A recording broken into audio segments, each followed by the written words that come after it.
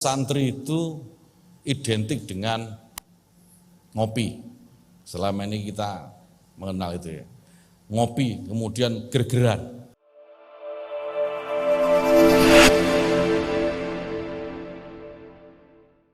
Yang saya hormati, sahabat saya, Wakil Menteri Agama Republik Indonesia, sahabat Saiful Rahmat Dasuki.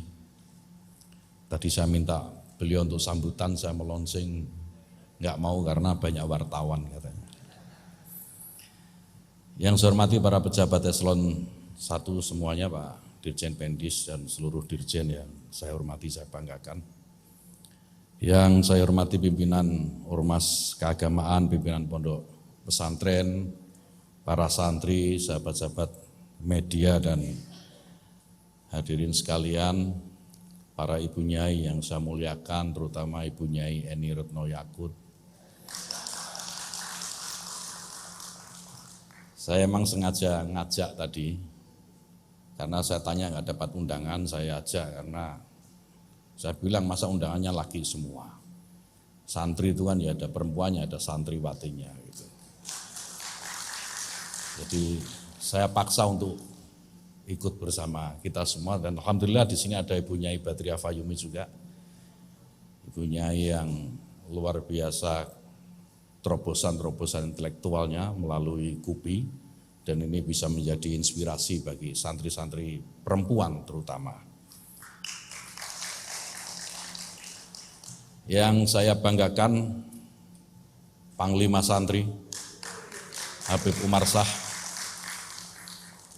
Jadi kalau dulu kita punya pejuang-pejuang santri yang luar biasa gitu ya, hari ini kita punya Panglima Santri yang juga tidak kalah luar biasa. Acara-acara yang tadi disampaikan oleh Pak Dirjen Pendis, rentetan acara peringatan Hari Santri tahun 2023 ini tidak lepas dari ide-ide brilian dari Panglima Santri. Jadi, terima kasih Bang Umar Shah. Bapak Ibu sekalian, alhamdulillah, puji syukur mari senantiasa kita curahkan kepada Allah Subhanahu wa taala yang selalu memberikan kita kenikmatan dan kesempatan sehingga pada pagi hari ini kita semua bisa sama-sama bersilaturahim di sini untuk melaunching logo Hari Santri yang sebentar lagi rangkaian acaranya akan dimulai. Sholawat dan salam tentu juga senantiasa kita aturkan kepada junjungan kita Nabi besar Muhammad SAW, dengan harapan kita semua selalu bisa berpegang pada ajarannya dan mendapatkan syafaatnya nanti di yaumil akhir. Bapak Ibu sekalian yang saya hormati, saya ingin memulai dengan mengutip pernyataan dari Kiai Haji Mustafa Bisri, Gus Mus, tentang definisi santri. Menurut Gus Mus, santri adalah murid kiai yang dididik dengan penuh kasih sayang untuk menjadi mukmin yang kuat. Santri juga kelompok yang mencintai negaranya sekaligus menghormati dan orang tuanya meskipun keduanya telah tiada. Santri juga adalah mereka yang menyayangi sesama hamba Allah, mencintai ilmu, dan tidak pernah berhenti belajar. Minal mahdi ilal lahdi. Itu definisi Gus Mus atas santri. Jadi santri ini menganggap agama sebagai anugerah dan sekaligus wasilah untuk mendapatkan ridho dari Allah. Santri adalah hamba yang selalu bersyukur. Dari definisi yang disampaikan oleh Kiai Mustafa Bisri ini, kesimpulan saya, santri ini sangat luas. Jadi bukan hanya mereka yang sekarang atau hari ini itu berada di pesantren, tetapi orang yang sesuai dengan definisi yang tadi diberikan oleh Kiai Mustafa Bisri itu adalah bagian juga dari santri. Jadi kalau Bang Umar Shah yang sudah berumur ini dinobatkan sebagai Panglima Santri, ya pantas-pantas saja gitu. Karena saya kira Bang Umar Shah ini termasuk dalam kategori yang tadi disebutkan oleh Kiai Mustafa Bisri. Bapak Ibu sekalian, santri itu identik dengan ngopi. Selama ini kita mengenal itu ya. Ngopi, kemudian gergeran. Dulu ada rokok, jadi dulu ada 3 itu. Ngopi, gergeran, terus rokok. Sekarang terbelah rokok karena sudah ada yang masih menghalalkan, ada yang sudah mengharamkan, dan sudah ada yang subhat. Jadi santri tidak lagi diidentikan dengan rokok karena perdebatan itu. Jadi supaya menghindari perdebatan, rokok tidak dimasukkan dalam kategori. Jadi kategori ini hanya santri itu biasanya yang suka ngopi dan kalau ketemu gergeran. Maka hari santri yang akan kita peringati dengan kita mulai melaunching logo ini, maka akan jauh dari kesantrian kalau isinya tegang semua begini. Ini kan tegang semua ini, mentang-mentang tahun politik terus semua tegang gitu kan. Tahun lalu wartawan nggak sebanyak ini, kali ini wartawan banyak sekali gitu kan. Kayaknya ada yang ditunggu.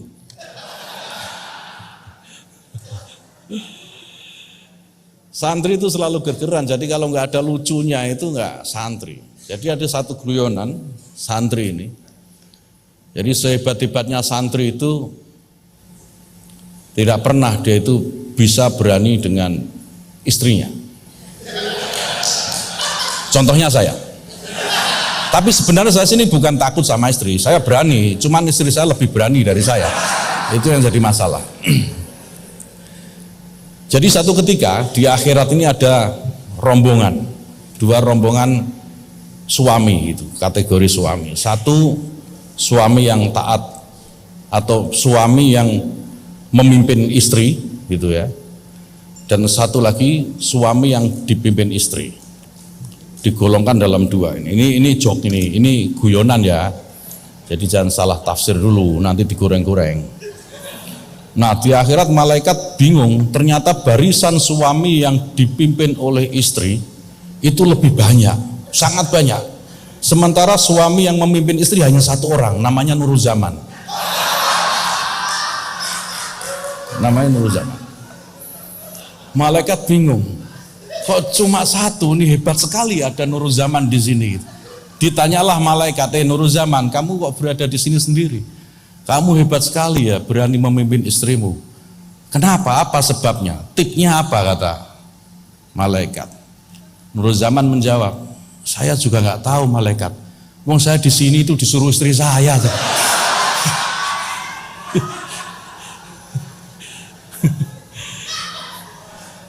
Dan itu cerminan hidup ketika di dunia juga. Nuruzaman itu juga begitu. Dia sangat takut dengan istrinya. Guyonan-guyonan semacam ini menjadi hal yang biasa di kalangan santri dan pesantren. Yang sekarang orang mau guyon sedikit saja jadi berita, ya kan?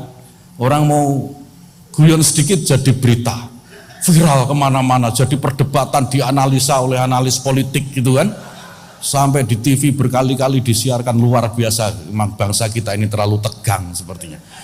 Maka benar doa yang tadi disampaikan oleh Pak Direktur itu, mudah-mudahan negeri ini semakin banyak santri yang bisa memimpin, supaya nggak tegang-tegang amat, supaya lebih banyak candaannya gitu, dan candaan-candaan itu nggak usahlah dianggap serius gitu. Oh, namanya juga candaan, nggak usah juga dikait-kaitkan dengan apa yang sedang berkembang sekarang gitu ya, karena itu berbeda sama sekali sebenarnya. Bapak Ibu sekalian, saya kembali ke topik hari santri ini. Tadi saya diingatkan oleh Pak Dirjen, ini live loh, kata Pak Dirjen. Ini live nggak bisa diedit itu, jadi lebih baik baca saja sambutannya, kata.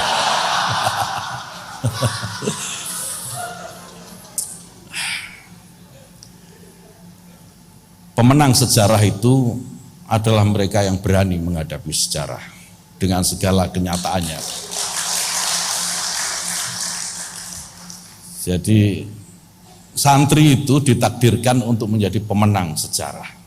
Jadi apapun yang ada di depannya itu tidak akan membuat dia takut. Satu-satunya ketakutan santri yaitu tadi itu yang saya ceritakan dia. Pada launching peringatan Hari Santri ini, Bapak Ibu sekalian, izinkan saya atas Menteri atas nama Menteri Agama Republik Indonesia menyampaikan terima kasih kepada seluruh santri tentu saja, baik di masa lampau maupun santri saat sekarang, yang memiliki jejak sejarah dalam setiap episode sejarah ini yang sangat menentukan. Santri tercatat misalnya kalau kita runut dalam episode sejarah kita, mulai sejak zaman pergerakan, santri terlibat dalam pergolakan kemerdekaan. Ketika Indonesia merdeka, kemudian negara penjajah sekutu ingin kembali menjajah Indonesia, santri juga tampil ke depan untuk mempertahankan Indonesia, yang kemudian kita kenal dengan resolusi jihad yang ditakbirkan oleh Hadratus Syekh Hasyim Asy'ari, yang melibatkan semua santri sehingga mereka merasa tergugah untuk berjuang bersama-sama kiai mempertahankan negeri ini. Oleh karena itu tidak mengherankan jika saat ini negara, pemerintah melalui pemerintah memberikan apresiasi dalam bentuk peringatan Hari Santri setiap tanggal 22 Oktober. Ini wujud dari penghargaan pemerintah atas perjuangan para santri. Setelah Indonesia merdeka, kemudian berganti dengan Orde Baru. Pada fase itu santri juga banyak terlibat. Kita tahu pergolakan tahun 65 ketika PKI memberontak negeri ini, santri juga terlibat dalam perlawanan langsung terhadap mereka. Kemudian lahir Orde Baru. Orde Baru tumbang berganti dengan masa reformasi. Para santri juga ikut terlibat di dalamnya, bahkan melahirkan seorang presiden yang sangat fenomenal, Kiai Haji Abdurrahman Wahid. Santri yang kemudian banyak kelompok baik para pencintanya maupun pembencinya memanfaatkan nama besar beliau. Ini Kiai Haji Abdurrahman Wahid. Santri yang luar biasa, baik pecinta, pembenci, loyalis maupun pengkhianatnya itu memanfaatkan nama besar beliau. Hari ini kita juga punya wakil presiden seorang santri, Kiai Haji Ma'ruf Amin. Artinya apa Bapak Ibu sekalian? Santri ini bisa memiliki ruang untuk berkiprah yang sangat banyak karena kemampuannya. Karena kemampuan yang dimiliki oleh santri ini tidak hanya satu jenis saja, tapi banyak jenisnya. Ini saya mau mengeluarkan joke lagi jadi ragu-ragu nih. Live-nya berapa lama ini? Saya boleh tahu nggak?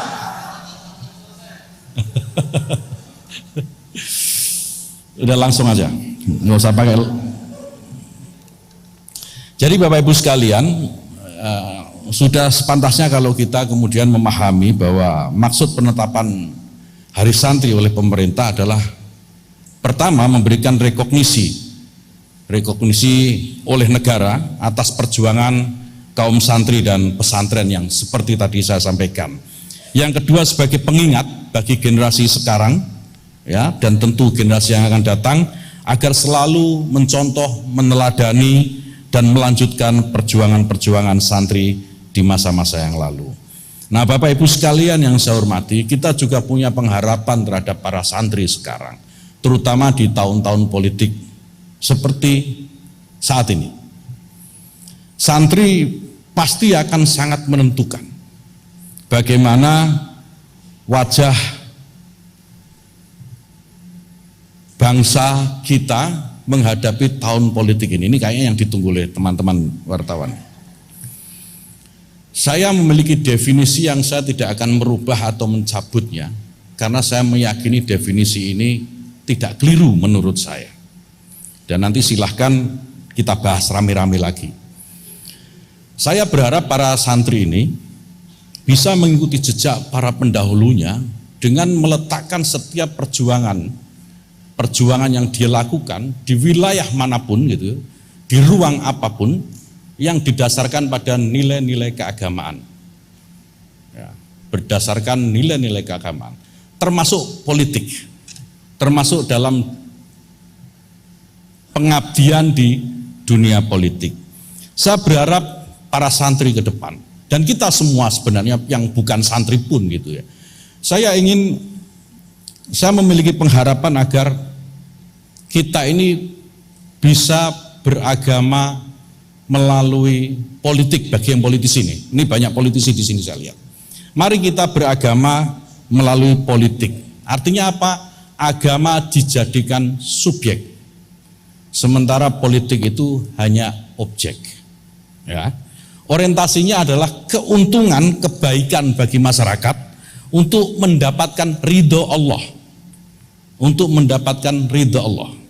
Jadi kalau kita mau berpolitik, sebaiknya ya, politik itu dijiwai dengan nilai-nilai agama. Sehingga apapun yang kita perjuangkan dalam wilayah politik itu semata-mata mengharapkan ridho Allah. Tentu melalui wasilah kesejahteraan, kebaikan gitu, dan keuntungan-keuntungan yang itu didapatkan oleh masyarakat, bukan diri kita sendiri. Yang kita harapkan dari diri kita adalah keridhaan dari Allah Subhanahu wa ta'ala. Itu jika kita beragama melalui politik. Sejarah para santri sudah banyak mencontohkan. Yang ini seringkali dibolak-balik, diputar-putar. Kita mengenal Hadratus Syekh Hasyim Asy'ari. Hadratus Syekh Hasyim Asy'ari itu bukan tidak berpolitik, beliau berpolitik. Beliau beragama dengan politik. Ketika memutuskan Nahdlatul Ulama, ormas besar yang beliau pimpin pada waktu itu, untuk bergabung dengan Masyumi yang isinya ini kelompok-kelompok garis keras kalau kita kenal sekarang, itu dengan niatan agar mereka yang keras-keras ini mau menjadi lunak, menjadi moderat, berada di jalur yang tengah. Jadi tidak keras-keras amat gitu. Yang menolak kunut waktu itu, yang menolak tahlil, yang sedikit-sedikit bilang ini bid'ah, ini khurafat gitu ya. Dia menengah menjadi moderat. Itu kenapa Kiai Hasyim Asy'ari, Hadratus Syekh Hasyim Asy'ari mau bergabung dengan Masyumi. Berbeda dengan Kiai Wahab Hasbullah. Ketika Kiai Wahab Hasbullah memutuskan NU bergabung dengan Nasakom, itu bukan dalam rangka mendukung komunis, bukan dalam rangka mendukung PKI, bukan. Tetapi bagaimana mereka itu yang komunis, yang PKI pada waktu itu pada akhirnya nanti mau kembali ke jalan yang benar, mau ke tengah, yang ekstrim di kiri-kiri itu mau bergeser ke tengah. Itu yang dulu insya Allah diniatkan oleh Wahab Hasbullah. Nah, ini beragama dengan cara politik, berbeda dengan berpolitik melalui agama. Ini berbeda sama sekali. Ya, ini yang banyak. Ini sekarang yang banyak berpolitik melalui agama. Jadi semua tujuan-tujuan politiknya, ya, tujuan-tujuan politiknya itu bukan dijiwai, tetapi didasari oleh nilai-nilai keagamaan. Jadi dicarikan dasarnya yang pas, kira-kira sesuai dengan kepentingannya. Atau dalam bahasa yang paling ringkas, agama diperalat menjadi alat politik. Dan ini tidak boleh terjadi. Kita harus kembalikan Mbah Hasyim yang dulu, kita harus kembalikan Mbah Hasbullah yang dulu, untuk bagaimana kita ini bisa mengisi ruang-ruang politik ini dengan nilai-nilai agama yang baik, yang benar, dan dalam posisi yang memberikan penghargaan terhadap yang lain. Sekarang yang banyak ini orang memanfaatkan agama sebagai alat untuk berpolitik, dan ini tidak baik. Nah, saya berharap santri-santri ke depan bisa lahir kembali seperti Mbah Hasyim, seperti Mbah Wahab yang lain. Kalau sekarang ada yang ngaku mampu seperti Mbah Hasyim, mampu seperti Mbah Wahab, saya kira belum ada yang sekaliber itu. Jadi kalau ada kelompok moderat kemudian bergabung dengan yang tidak moderat gitu, dan berasumsi yang tidak moderat akan menjadi moderat, kok nanti dululah kita lihat metodenya bagaimana nanti. Kita harus uji dulu metodenya. Apakah iya? Kalau iya ya alhamdulillah, kalau tidak ya sebaiknya dikoreksi kembali. Bapak Ibu sekalian yang saya hormati, saya ini terus terang agak sulit bicara di depan kamera seperti ini. Tetapi saya memang harus menyampaikan apa yang terbaik buat bangsa dan negara ini, terutama yang berkaitan dengan isu-isu keagamaan, karena saya Menteri Agama. Jadi saya harus menjaga agama ini ya, tidak diperalat oleh kepentingan-kepentingan yang bersifat politik atau duniawi lah gitu. Biar nggak hanya politik aja. Saya berkepentingan untuk menjaga agama ini dalam kemurnian ajarannya. Nah, jadi kalau ada, karena saya memiliki kepentingan ini, kalau orang mengatakan saya ini buzzer, mengatakan saya ini apa? Ya sebangsa buzzer itulah ya. Ya biarin aja, enggak apa-apa. Ini soal beda pendapat itu ya sah-sah saja kok. Orang mau ngatain saya buzzer juga enggak apa-apa. Tapi saya sekali lagi berpegang pada prinsip bahwa saya ingin menjaga agama ini dari dalam kemurnian ajarannya. Saya tidak ingin agama diperalat untuk kepentingan politik. Saya tidak menyebut seseorang atau satu kelompok tertentu. Tidak menyebut ini berlaku umum secara umum, berlaku keseluruhan. Jadi kalau kemudian ada yang tersinggung, ada yang merasa kesentil gitu ya mohon maaf. Mohon maaf, mungkin Anda lelah atau pikniknya kurang gitu ya, saya enggak tahu. Ya pokoknya prinsipnya itu. Nah Bapak Ibu sekalian, pada kesempatan yang baik ini, supaya bahan buat media nggak banyak-banyak, nanti kita doorstop saja.